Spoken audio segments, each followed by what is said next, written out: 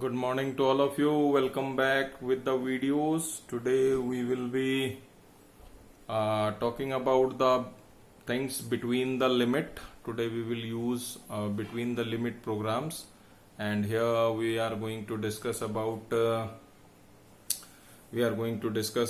the things, for example, printing all the even numbers between the limit, between two given limits. Suppose the limit is, if you give a number, first starting limit as 100 and end limit as 200. So between 100 and 200, how many prime numbers are there, how many even numbers are there, how many composite numbers are there.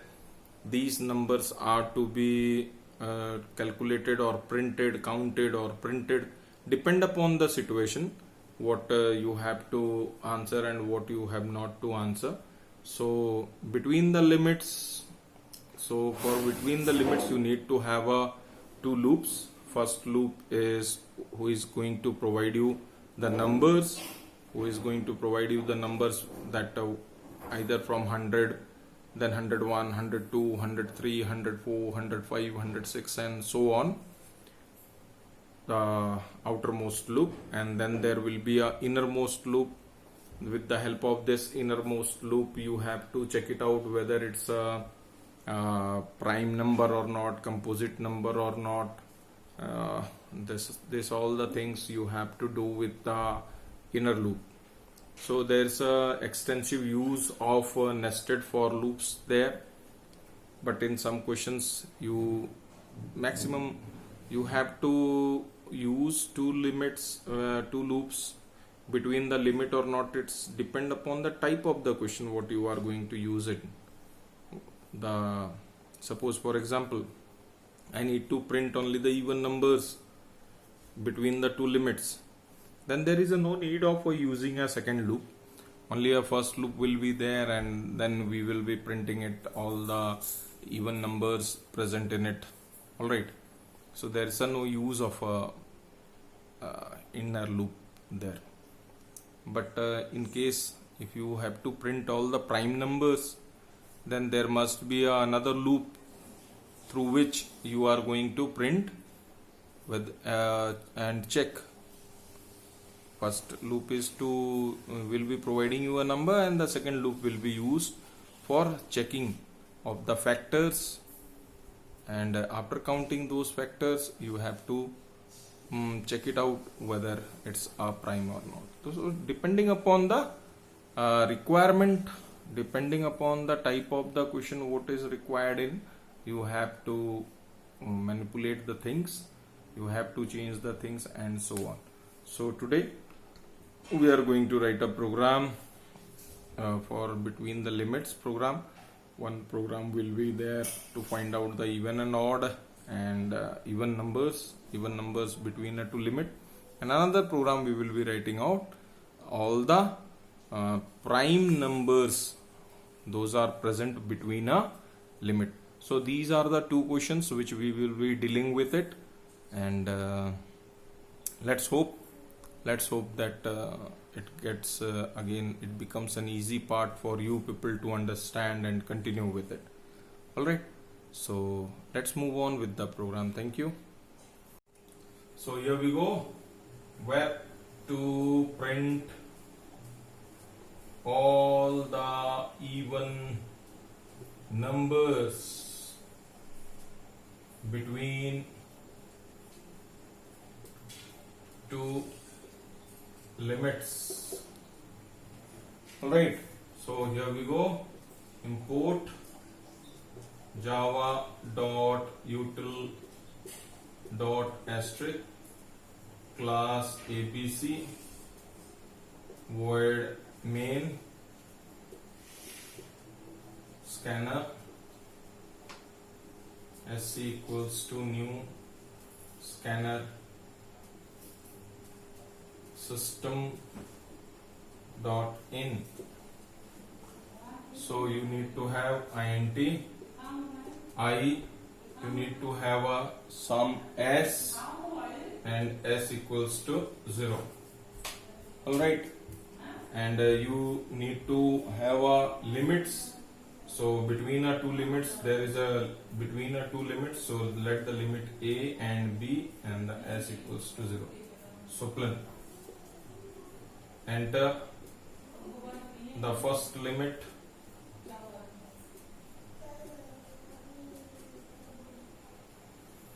So a equals to sc dot.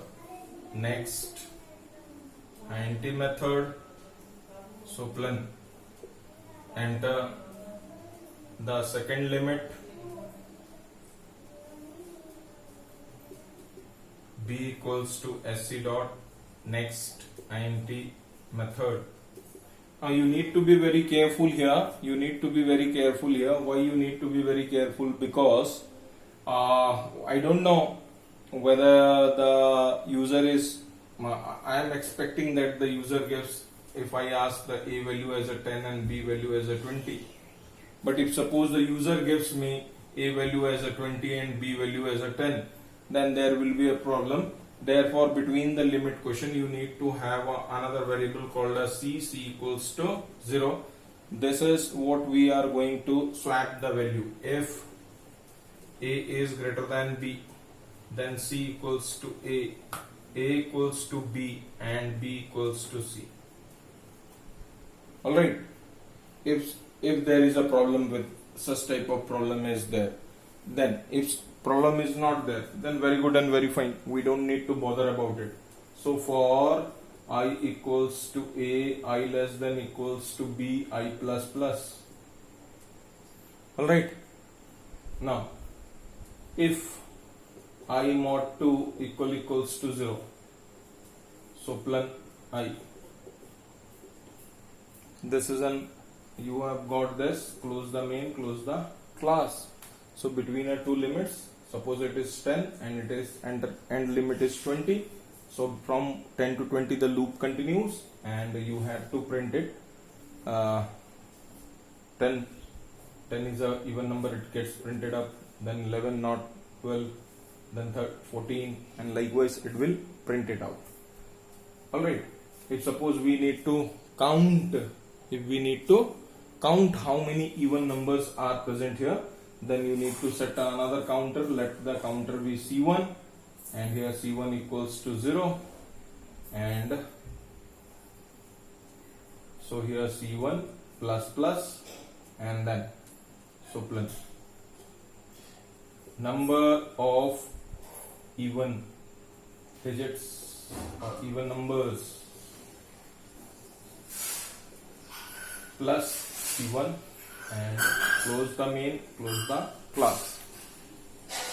This is the second question. Now moving on to the third question. What is the third question? Third question is to print all the prime numbers present between two limits. So let the things be like this only.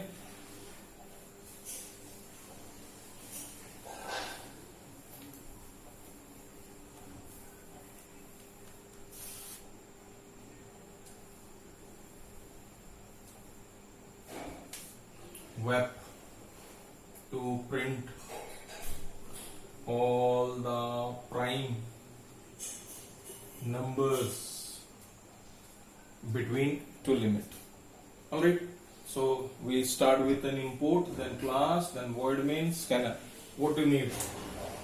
We need an inti.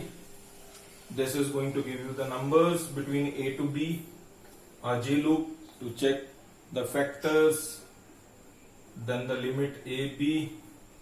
We need to count the number of factors, and we need for swapping, let it be a t, temporary variable t.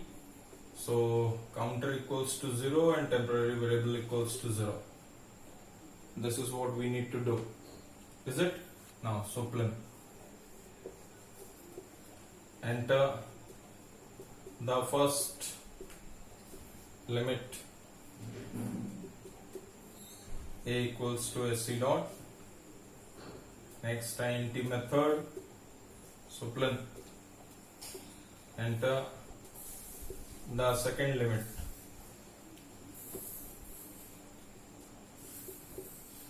b equals to sc dot next int method. If a is greater than b, then t equals to a equals to b, and d equals to t. Here we go with the swapping, and after swapping, the logic starts here. Here is the logic. What you need to do: for I equals to a, I less than equals to b, I plus plus. Alright, I equals to a, I less than equals to b, I plus plus. Now this means what? If suppose a value I had given 10 and b value I had given 20, so the loop starts from 10 to 20. So for each number I must set my counter to 0. This is what you have to do for each number, because the number is 10, so the counter must be set with 10. When the number will become 11, the counter must have to be set as 11. When the number becomes 12, then again the counter has to be set as the 12, because each time a different number, and for each number you are going to calculate the number of factors. So here the loop for counting of the factors: for j equals to 1, j less than equals to I, j plus plus. Now where is the number? I. Number is in I. So if I mod j equals to 0, because I is providing a number and j is going to find the factors, so I must be divisible by j. C1 C plus plus. Here we go, C plus plus. Now this is a loop. This loop is there to count the number of factors. This is for counting of factors. What it is doing? Counting of factors. Is it? What it is doing? It is counting of the factors. And now what is I loop is doing? It provides new number at each iteration. Each iteration means every change it is going to provide a number.